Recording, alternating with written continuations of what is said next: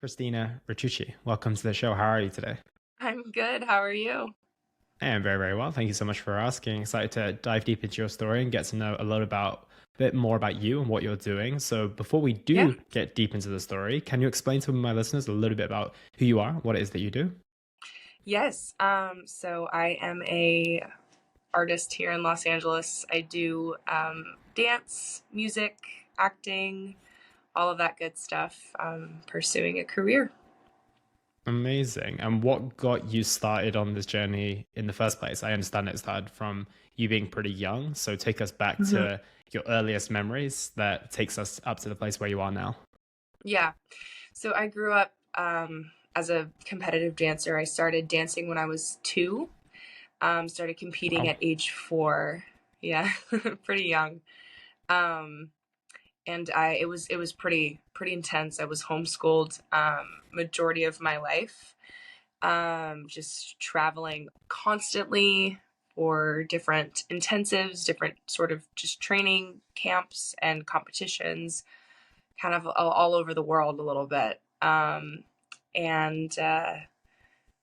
ran into some health problems in my teenage years, which then led me to exploring other avenues in the artistic world, which is like acting, music, singing, all of that good stuff, which is kind of all of that is incorporated into my life now, as well as teaching dance and choreographing and all that. Got you. And starting at such a young age, obviously at that time, you probably just did it based on enjoyment. And I assume the guidance of your parents as well, right? In the sense that there was probably an interest that you had to begin with. But at the same time, there's a difference between just dancing around as a 2 year old and actually doing it competitively, right? And I always have a Right. question for those who started so early and then end up having a career out of that in the end. Is it something that you reflect on as something that you're grateful for, or would you have liked a more traditional, normal Mm. childhood? Wow, that's a great question. I think in a lot of ways that always leaves me feeling a bit torn because I wouldn't necessarily want to change anything about the way I grew up, and the way I grew up was quite unique, especially compared to like my siblings, because I was the only one homeschooled and kind of just traveling constantly. Um, I wouldn't necessarily change it though, because I think growing up as a dancer, I mean, in the sort of rigorous level that I was at, I mean, it taught me so much about just how to have a certain discipline Yeah. that I use every single day in my life now. So, in that aspect, no, I definitely wouldn't change it. But of course, I look back and I'm like, oh, I wonder what it would have been like to like play soccer or, stuff like that. I probably would not have been very good, but that's always left up to my imagination. But I don't know. I wouldn't genuinely change it all. Yeah. Mm. And at that time, did you ever have those thought processes as well? Because I know that a lot of people who go through things where it is very intense, very disciplined, and Yeah. everything along those lines, they love what they do. But like you said, maybe you do want to go out and play soccer. Maybe you do want to, maybe, I don't know, have the experience of, I don't know, when I grew up in the UK and we watched the films in the US of like the typical high Yeah. school, and you're like, oh, that looks pretty like fun to be a part of. Did you have any of those Oh types of my thoughts gosh. during the time? Yes, absolutely. The big one was like just like school things. I don't know. Hmm. I mean, I grew up in elementary school. I was pulled out of school in like uh 6th grade. So right when things started to get like, I don't know, like I feel like you kind of like hit that turning point in that age bracket around that time, where you start to like step into yourself and your identity and all of that. And I think because I was just like I spent a lot of time by myself. It Yeah. was a little bit of an isolating sort of feeling, just like being with me and my mother, just kind of like traveling around. It was just us two. So in that aspect, I think yeah. I mean, I would always watch, like you said, I'd watch the movies and be like, man, that looks Yeah. fun. I wonder what that's like. Um, but I got to experience that my senior year of high school. Like I like begged my parents to let me go, and they were like, okay, yeah. And then I got to like go to the, prom and the football games and stuff like that. So I got a little taste of it there. But I also got to experience like so many unique, incredible things at such a young age that like I wasn't able to process it at that point, you know. I think now being a little bit older and a little bit out of it, you know, you look back at it and you're like, wow, I really got to do all those things and go to all those places, and a lot of it being by myself at a young age too, which was so cool and so interesting, and like taught me how to kind of navigate my life by myself and survive like kind of on my own, which I mean was a great thing to learn at a young age. Yeah. I can imagine you grew up super, super fast with all the experiences, right? I mean, I would say yeah. Yeah. Yeah, that makes a lot of sense. And the question I have for you off the back of that is now is looking forward. I don't know if children would be in your future. I'm under the impression you don't have children right now. No, just a No, cat. just a cat for the time being. Would you, Yeah. if you had a daughter or a son, would you allow them to follow the same path that you did? Because again, at 2 years old, you don't really have that consciousness of saying, I want to do competitive dance. You probably just want to say, I want to dance because I enjoy it. It was probably Yeah. your parent, I imagine maybe your mom, who was the one who was traveling with you and everything along those lines, who pushed you in that direction. Would you do the same for your children in the future, do you think? Or would you just allow them to kind of Mm, develop their interests and allow them to flourish in the way that kind of seems a little bit more organic? yeah. Oh wow. I mean, I definitely don't want to, you know, I definitely wouldn't want to just constrict them in any sort of way. Like if they wanted to do something, of course I'll let them try.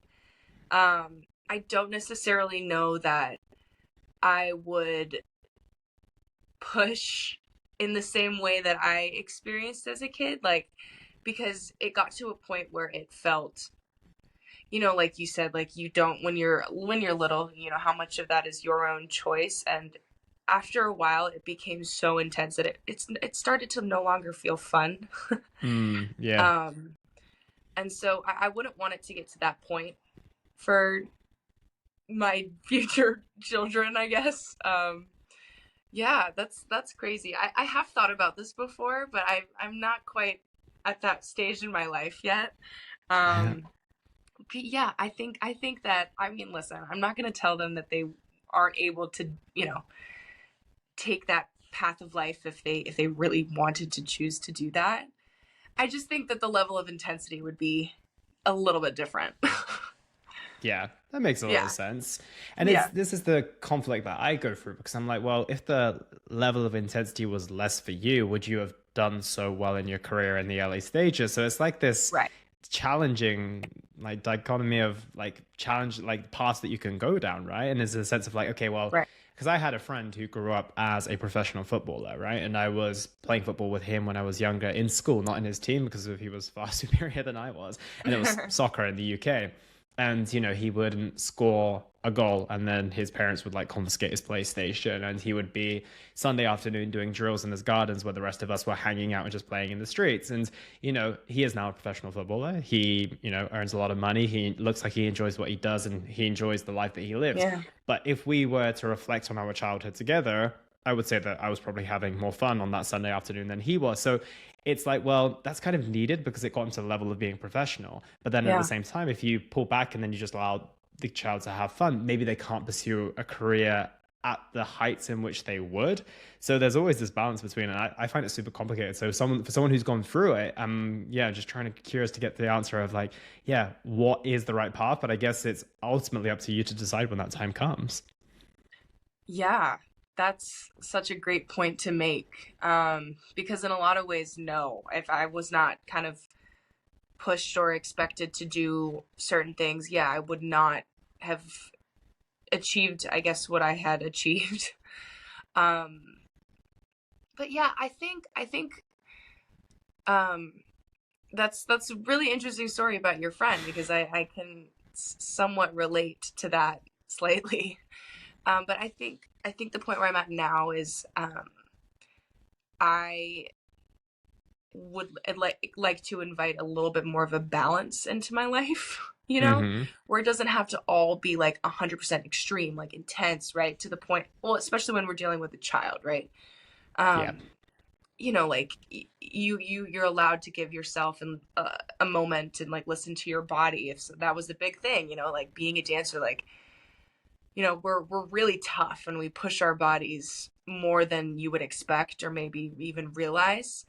Um, and I remember being like, oh yeah, no, if I am injured or if I'm hurt, like I'm not gonna say anything Mm. because you gotta keep pushing Keep here. Like we moving. don't want Yeah, to miss out exactly. on anything. Yeah. And whereas I think that can like that taught me a lot, right? Like it's kind of a double-edged sword here. Like it teaches you how to be really tough and get through some tough moments, physically, mentally, all of the above. But at the same time, it can get to a point where it's like, okay, but at what cost, you know? Yeah. Like if it doesn't sacrifice my sanity, then I'm okay. But if it gets to the point where it's like, oh, this is doing more harm than it is good, um, then that maybe is something to kind of look at, you know? Totally. And it's a super fine line, right? And that's why I Right. have, so many questions about it because it's really kind of very difficult to know where that is because there's the fine Yeah. line of like, okay, I want my child to enjoy their childhood ultimately, but the thing that they need to do that it's so unbelievably competitive. And if we come into dancing or football or anything like that, like if you actually Hmm. look at the odds of the type of person succeeding at the highest level, it's like, well, how much Yeah. flexibility is there? But it's an interesting perspective to have. But obviously things changed a lot as you entered Yeah. your teenage years, if I'm not mistaken, where your health took a little bit of a turn for the worse and you were diagnosed with Lyme disease, if I'm not mistaken. Talk to us about that journey and that process. I've spoken to a couple of people on this podcast before about their experiences, and it seemed pretty debilitating. So was it the same for you? You talk to other people about them having Lyme disease? Yeah, yeah. I Oh do my have God, a that's one crazy. conversation with a guy who he now actually owns his own health company off the back of that, but he had a real big battle for some years about it. Yeah. Wow, that's so interesting. Yeah, it's a lot more common than you realize, huh? Yeah, it was one of my first insights into it, to be honest. And we did a good Yeah. deep dive. I'll connect you guys afterwards. But yeah, he has a really Yeah. fascinating story, and he was able to turn things around very, very nicely. So yeah, talk to me about your Oh, experience with that's it. great to hear. Yeah. So uh, yeah, it was interesting. I think it started when I was like 14, which was kind of like the peak and the height of everything going on with me as a dancer, right? Like I had a lot of things lined up this summer that I was going to like about to turn 15. Um, I was doing these national competitions in New York, and then I was training at a summer intensive for the Juilliard School, and then went straight to the Netherlands for a couple weeks. So I was just like go go go go go, and I started to feel like something shift in my body. This is what I mean, like listening to your body. That was like a huge lesson for me to learn. Mm-hmm. Um, I started to feel off in a lot of ways, and I'm like, oh, maybe I'm just overdoing it. It's been a really intense year. Maybe I just need to like lay on the beach for like a second, you know. um, but then kind of slowly over time, and what I mean by over time, I mean a good year and a half, almost two. Things started to progressively get really uh, a lot worse. Physically, I started to feel like I could barely get through like 2 minutes of dancing, whereas I was used to Wow. dancing 15 hours a day. So this Mm. was like a very dramatic shift for me, where I was like, "What is wrong with me? This is not something like, am I okay? What's going on?" Um, so not only did I feel myself like internally, physically start to become fatigued, but like things started shifting a little bit in my body. Um, things started to like hurt a lot more, and like the difference between like being like sore and like just being an athlete and having your body kind of like wear and tear. Constantly This hurt. felt Yeah. different. Yeah, yeah. This felt like, I don't know how to explain it. It just felt different, and it felt not like that there's like good pain and then there's like bad pain. This was like Yeah. bad. Yeah, this I'm like, oh, this is something's wrong here. Um, yeah, and so then flash forward a little bit. I'm like, I believe it was like right after, like a week after my 16th birthday. Um, I it's been so long. I always mix up the ages. It was like 15, 16. Um, they diagnosed me with Lyme disease, and I was like, what is Lyme disease? Never heard of this before. What is this? Hmm. And I learned real quick what it was. And yeah, it put me out for a good long while. Yeah, and it was really a strange time in my life because I felt like I was kind of on top of the world in a sense, like that I had achieved my goals, as a dancer. And I was like, oh my Yeah. gosh, like I can't wait to just keep going and see what comes next for me. And then boom, like I get just totally knocked down by this illness that I'm like, I have no idea what this is. And nobody in my life had ever nobody knew what this illness was. Like it was just so Hmm. like out of the blue. And yeah, and it took a while to get the treatment that I needed, and it took a while to find what worked for me. So yeah. Yeah, sounds like quite a journey. And did you ever get an understanding of where it all came from? um See, now that is like still a little bit of a mystery, but Mm. yeah, so we think that Lyme disease, for anyone who doesn't know, it's ticks carry it. It's like a bacteria that not bacteria, Like a whatever it is. bug, right? Or something like that. Yeah, yeah, yeah. And so basically, like a tick bites you, and then it leaves this rash that they call a bullseye rash because it looks like a bullseye, I guess. And basically, it infects your bloodstream, and your blood pumps all through your body, right? So over time, it just slowly kind of starts to deteriorate, and it's really hard to diagnose. So yeah, so I think that I was exposed to it when I went on a trip to Cozumel, Mexico. This is the only time that I had ever noticed any sort of like bite on my body. Yep. I was like horseback riding with my family in the jungle. It was a really good time. And then I woke up the next morning and there were like over 200 mosquito bites, like all over the backs of my legs from like right Right. underneath my butt, like all the way to my ankles. And it just kind of like all welted into one big, it's really gross. It welted into this one like really big sort of like rash. And I'm like, oh, what's this? This is strange. And basically right after that I got really sick, and it just kind of started to go downhill from there. So me and my doctors were able to somewhat pinpoint that that was the time that I was Gotcha. exposed to it. But because I had so many bug bites on me, and they had all sort of like welted into one, we weren't able to like identify any sort of bullseye rash. And that is how, like, if you see that on your body, go to the doctor and go get tested for Lyme, because that's like a really big sign that you might have it. So Yeah. it was that's why it was hard for us to really get that diagnosis, because there were so many we couldn't see. Yeah, makes So sense. But yeah, I yeah, would imagine that probably was the culprit, to be completely honest. yeah, And then no, obviously you yeah, mentioned that things kind of started to go downhill off the back of that as well. So from my understanding, again, speaking to Jordan, his name was, he was like, just doing like household chores became difficult, let alone doing yeah, anything particularly exerting, right? So I can't imagine what dancing was like after that. You mentioned you obviously went from 15 hours to like being able to do 2 minutes. So yeah. what did that mean for your career, and what did that mean for the next few years of your life thereafter? Um, I think experiencing all of this at the age that I did was particularly hard to navigate, because I'm thinking that I was going to go to college for dance, or that I was going to, whether it was that or like training with a company, like that was the age that, you kind of start to make those decisions and ask those questions and sort of start to figure out the next step in your career. And I felt like this disease had literally put this like humongous stop sign barrier in front of me. So I felt incredibly lost and incredibly scared. And, like starting to dance at age 2 and now I'm 15, 16. It was my entire identity, my entire life.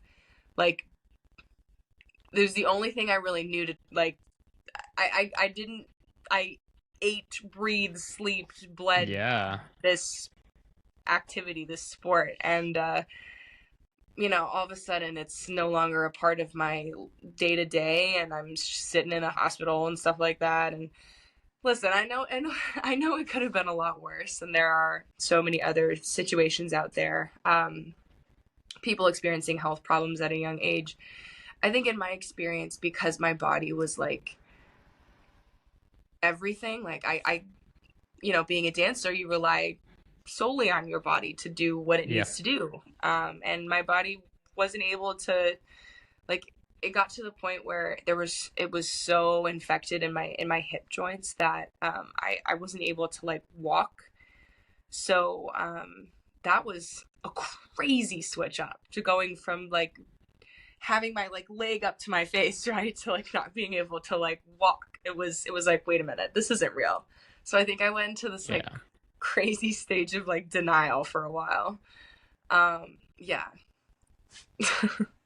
And how was your mental health during that moment? Oh, terrible. Not good at all. Yeah. um lots and lots of therapy I have experienced since then. Yeah, again, like I was so young, and I had a lot of like amazing experiences, but at the same time I was so incredibly sheltered because my like I was living in this sort of bubble of like being this Yeah. homeschooled dancer on a plane every 4 days, right, just hanging out with my mom. um like I don't know, I didn't really have any concept of anything else. So this was a massive like wake up call, like shoved in my face. Yeah. um so yeah, it was I think because of that dramatic shift, I didn't know how to process anything at the time. So I would just like lock myself in a room and just turn all the lights off, and I would throw my phone under the bed and I would just watch like Netflix because I would try to escape into some other reality so I didn't have to face my own. And Mm. it became very hard for me to like talk to anyone because it just reminded me of all the things that I felt I was missing out on. And when you're a teenager, like, that FOMO was so real. So Yeah. it was that was just like, oh, like teenage, like, oh, like they're doing this and I have to be in the hospital. This sucks. But like, you look back on it and you're like, oh no, this was actually a very dark time. And, getting out of it and then turning, like, when I was like, I would say 18 through 21 was a really tough time for me mentally. Definitely the lowest I had ever been, um, because I had so many things to process, so much more than just getting sick. There were so many other things kind of involved in my life, that kind of all came to a head in those years that I had to deal with. Yeah, totally. And I mean, you had such a great distraction in the form of the dance, right? And everything along Mm-hmm. those lines. And then you were forced to face reality in probably one of the harshest ways, right? Because of Yeah. you kind of had your identity stripped from you to a degree, right? You were the dancer, and at that point, you could no longer be that. And then all of a sudden, you had to, like I said, reckon with all the things that you quote unquote missed out on in the pursuit of this career, which no longer could be your reality at this moment in time. So Yeah. you mentioned, obviously, I think you got the Lyme disease at 15 years old. Is that right? Yeah, I Roughly believe it 15, was 16. 15. Yeah. And then you said obviously you were working through things through until you were 21. So was it the mental aspect of things you were working with until 21? When did things start to recover physically and then mentally Yeah. thereafter? Oof. Um, physically, I mean, I have so much scar tissue built up in my body now. Like, when I say like an action, like I feel like an old lady for real.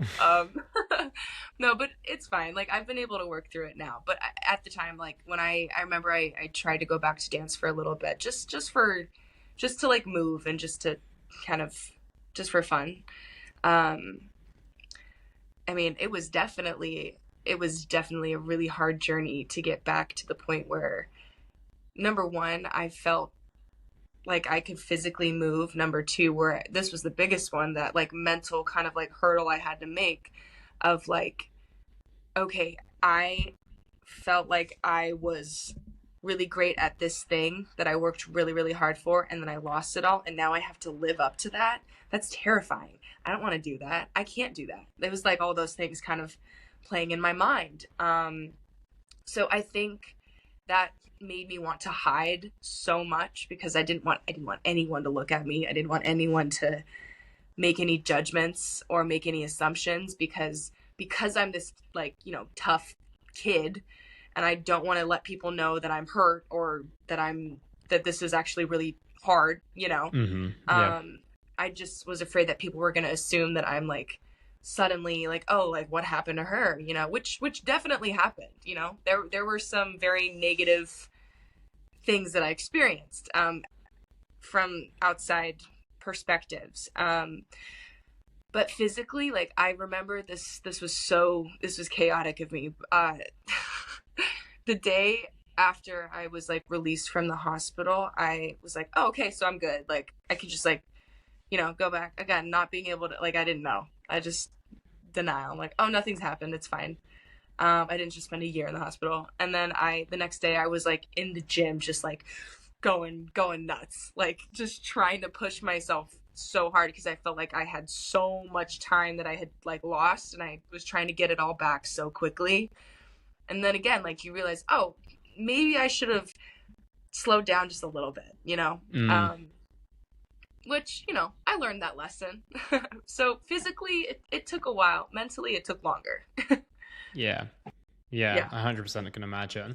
And then obviously coming out of the other side of that, I'm sure, like you said, there was a lot of dark moments, a lot of low moments, but you're here on the other side right now talking to me today. So something changed, right? So what Yeah. was that kind of breakthrough moment for you? Was it a process of like step by step, or was it kind of just a tipping point, a click that happened? What Yeah. allowed you to come out on the other side and start to rebuild that new identity ultimately? Honestly, I saw this sort of setback physically with my health as an opportunity to explore other realms within the artistic world, like acting. Like I felt like I had always wanted to pursue that ever since I was like 8. Um, but I felt like I couldn't because dance was life. Mhm. Yeah. So when I got sick, it was like, oh, this isn't like the worst thing in the world because now I have time to like focus on this. And I can do these things now because I don't not all of my time is consumed by being at the dance studio. Um so I got really, really into acting. Like for the first time I felt like I was allowed to. Um and I started playing guitar more, and I grew up singing my whole life. I grew up playing guitar since I was 12. So, it was always in Within you. my Hmm. world, yeah.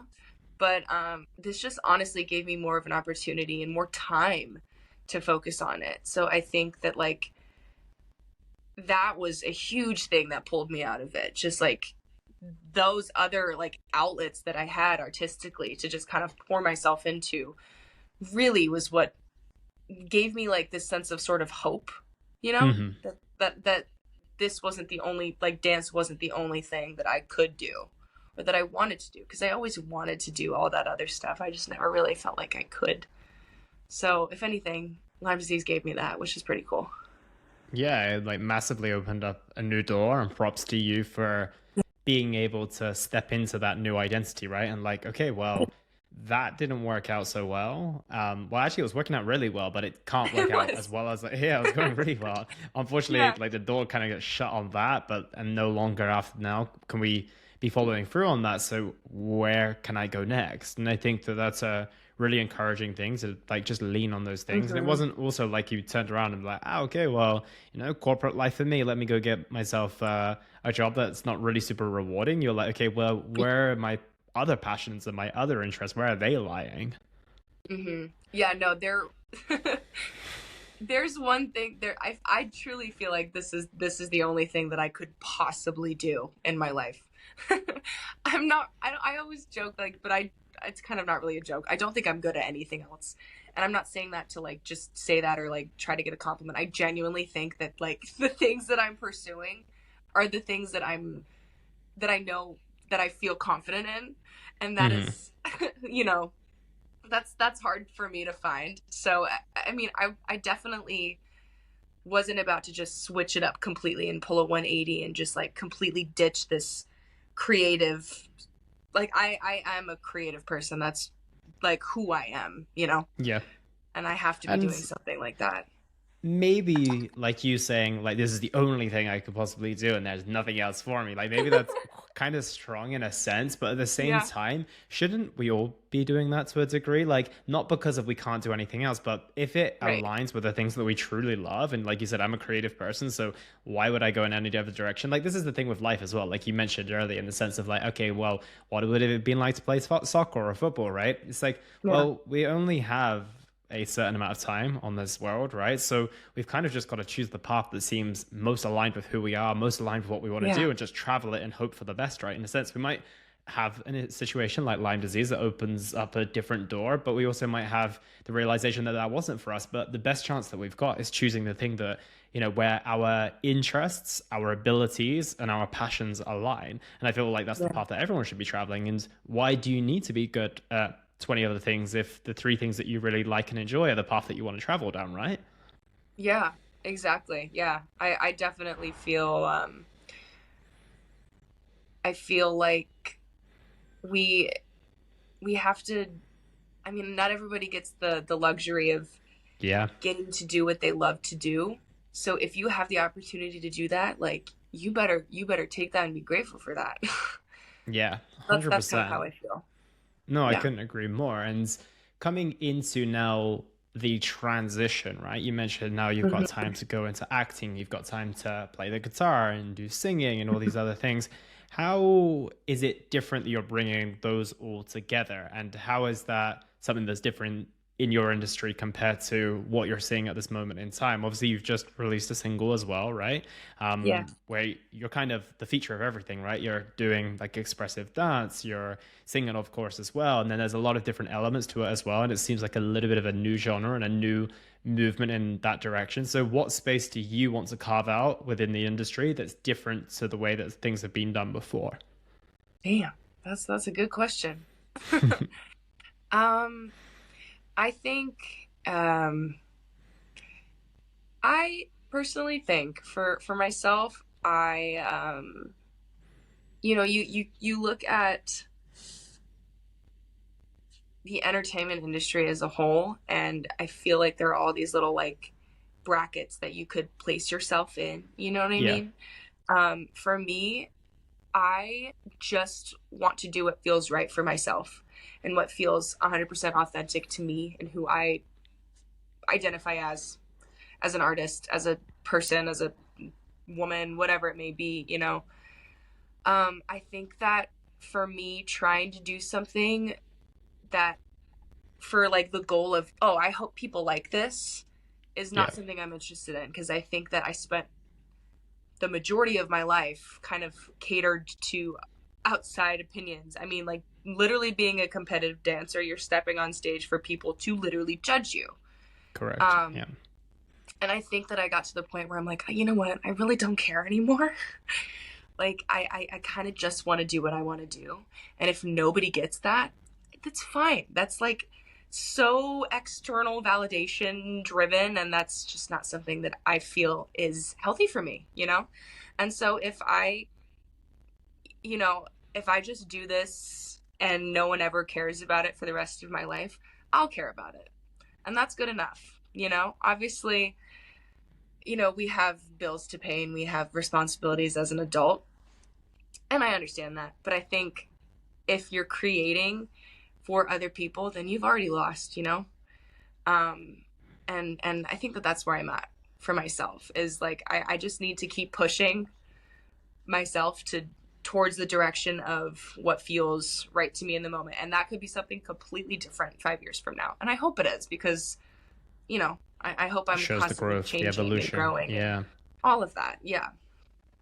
Yeah, it's interesting that you say that. And do you feel that it's down to the dance that you're able to make that transition? Because I would imagine anyone in your industry, in the entertainment industry, like you kind of live in a degree to external validation, right? Because if people's response to your work is essentially what gives you that validation and that authority to Yeah. say, well, this is good, this is what's working. Like might produce the most beautiful piece of art, and like this is happens to probably a lot of composers, artists, etc. Hmm. Their art only gets recognized like long after they've passed away, for example, right? No one realized it at the time. They thought it was the right thing, but they've only just got recognized, far beyond their years. So right Right. now, especially with social media and everything like that, we live in a very, very different world where the opinion of society kind of means everything in terms of your output to the world, especially in a creative endeavor. Like someone can choose whether the piece of art behind me is art or if it's just someone who's just, throwing some paint on a canvas, right? So Exactly. how have you got to that stage where you're so like into the art and kind of trying to leave behind that external validation completely? I know that you had Yeah. your, years of judgment and everything along those lines, but to Hmm. live in the world that we do and to be in the industry that you are, I feel that it's almost kind of you have to do everything in the opposite way in order to Yeah. achieve that outcome essentially. Yeah. It's interestingly backwards, isn't it?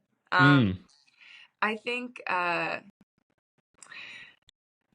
I think, I mean, even with this last release that I just had, like, listen, I understand that having people say good job feels good.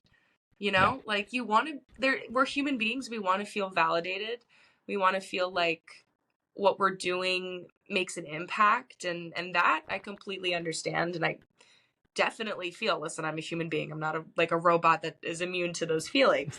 That being said, I think if that is your driving force, then that's where it gets into like a little bit of a sticky situation, you know? Yeah. Like with this last release I had, I fell victim to that where I was so like I wrote this song with my brother 2 years ago and never did anything about it because I'm like, I don't want anyone to hear this. This is I just like and I just kind of like felt so suddenly aware of like other people's opinions again, kind of like putting me back into that place that I was when I was dancing. Where, Mm, I was obsessed with that. Um and it took a couple of like really wonderful people in my life to be like, Christina, it doesn't matter. Like if this feels like something you're passionate about, why are you holding yourself back here? You know? And of course, like other people can tell you that so many times, but you got to come to that place yourself. Um, they gave me a little nudge though, which I'm grateful yeah. for. But yeah, so I think it's hard to navigate, but you got to come to it on your own. And I'm really glad that I did because it's of course it's been nice because people have been very complimentary and sweet about it. um, but the nicest part about it is that I like got past that barrier for myself, if that Yeah. makes any sense. No, it definitely does. Like you kept your integrity, right? You didn't sway the direction of like, okay, well, this song doesn't sound modern enough, or I wrote it 2 years ago with my brother and it actually Yeah, isn't as relevant as it was in 2022 compared to it as in 2024. So they yeah. need to throw something different on it. Or yeah, you like kept kind of the same concept. And I imagine you just went with wherever your creative juices were flowing at that time.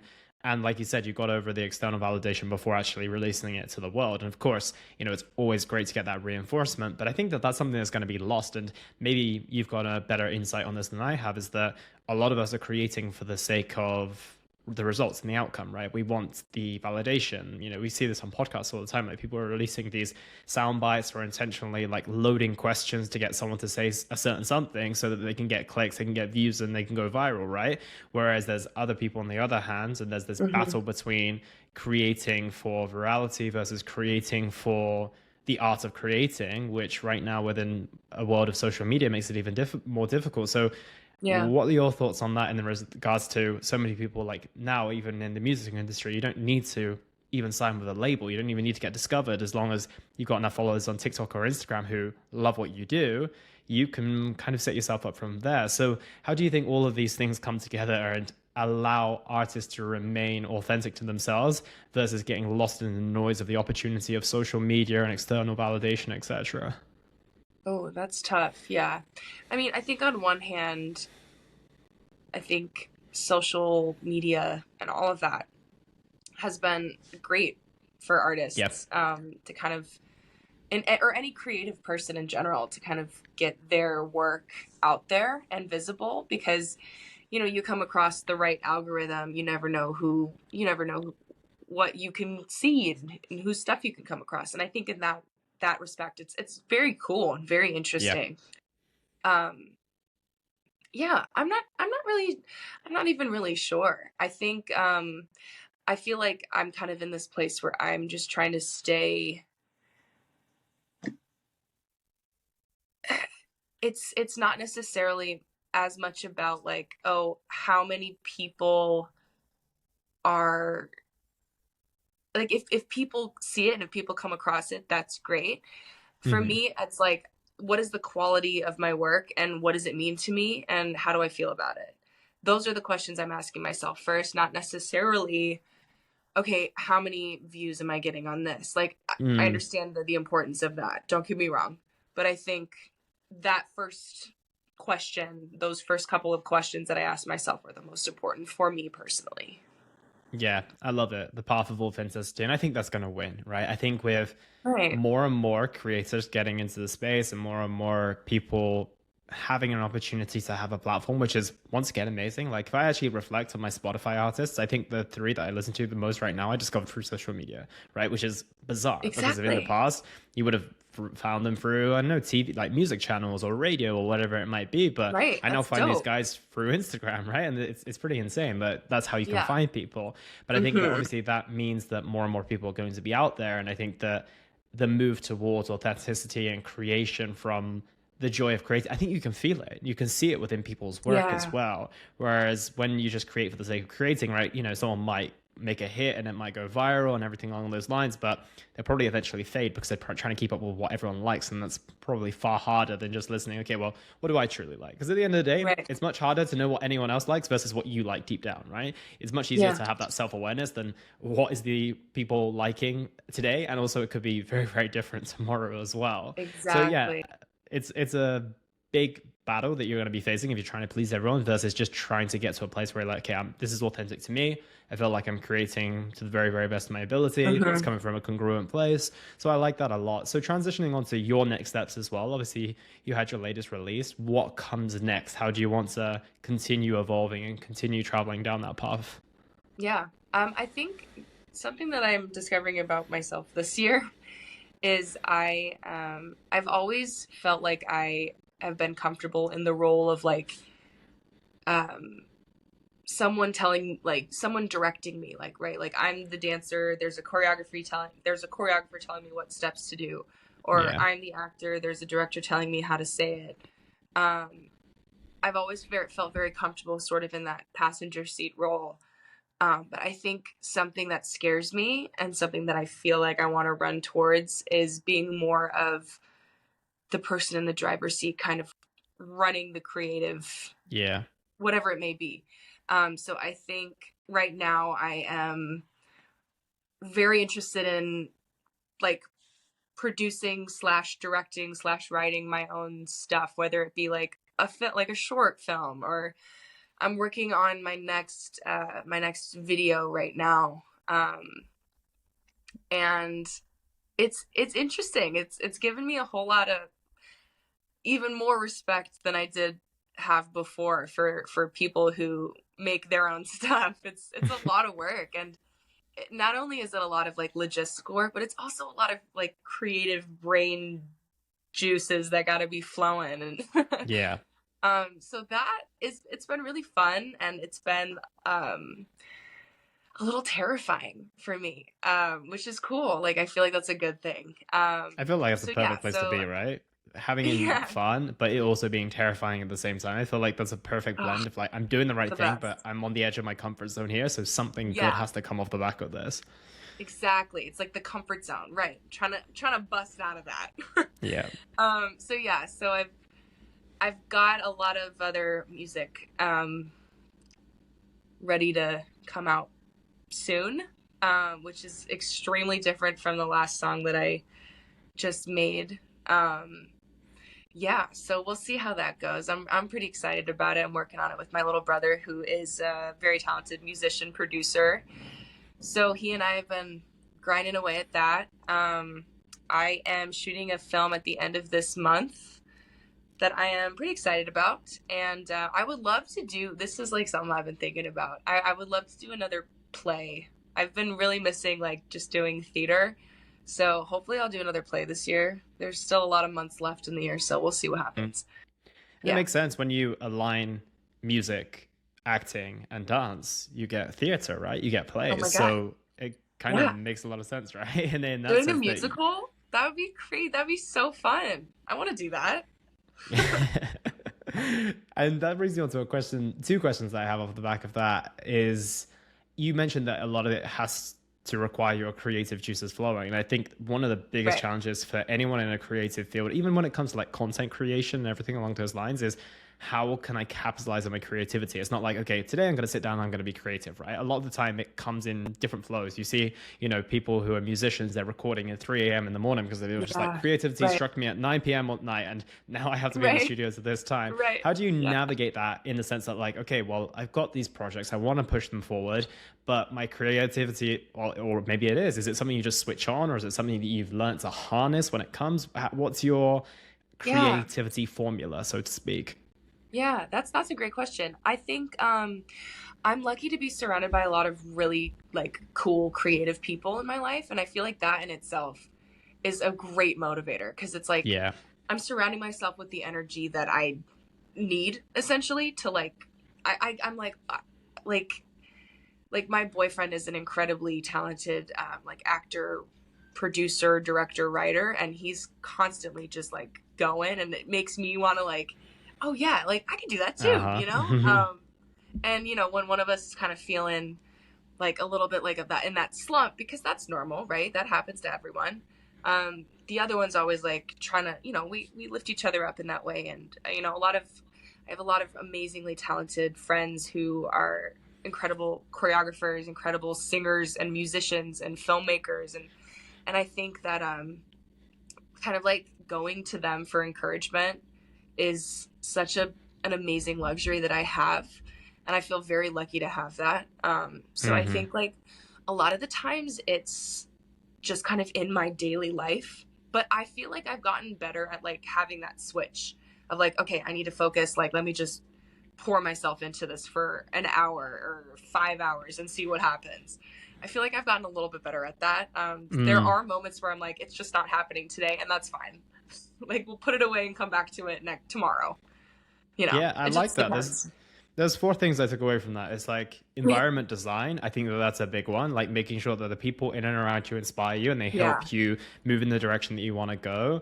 The yeah, second is carving out the time, making sure that, like you said, you've got 5 hours, and it's not like I'm just going right, to fit this into an hour, because you might get inspired and you're like, well, I've only got an hour, like 5 minutes left because I only gave myself an hour. Second is probably removing distractions to make sure you're allowed to focus on that aspect. And the final one hmm, is like, if it doesn't work, it doesn't work. We'll come back tomorrow. Like right, creativity sometimes can't always be hacked in this way, and yeah. there are days where it's just going to flow and it's going to be beautiful, and there's other days that it doesn't. So I took four good points away from that, actually. So Oh, that thanks. was pretty good Cool. to take away. And the final one I had for you off the back of that as well is obviously with so many passions, inspirations, I just we just went through the idea of doing a play as well. How do you keep yourself focused on saying, okay, well, this is the project at hand here, this is the thing that I want to Yeah, focus on, versus getting like distracted and like, this would be nice, this would be nice, this would be nice, because they're not yeah, short pursuits either, right? Like this creative endeavors, like a play isn't going to happen in a couple of days or a couple of weeks. So right, talk to me about how you stay focused on the task at hand as well, with so many yeah. creative endeavors on your list. I think for me, I don't know. I think for me right now, I'm at a place where I can sort of compartmentalize in a way where like when I right now like with the new video idea, that's kind of where most of my brain is right now. Yeah. And then I'll put that away, tuck it into bed, move on to working on this film that I'm going to be doing soon. I don't know, I feel like there are like a bunch of different sections in my brain, like different parts that I um have worked on being able to access a little bit more. Yeah. So yeah, so I think, but I do think it can be a little bit dangerous to like try to take on 50 like things at once, 50 projects at once, because I've seen in a lot of instances, like if you take on that many things at once, none of them actually ever get done.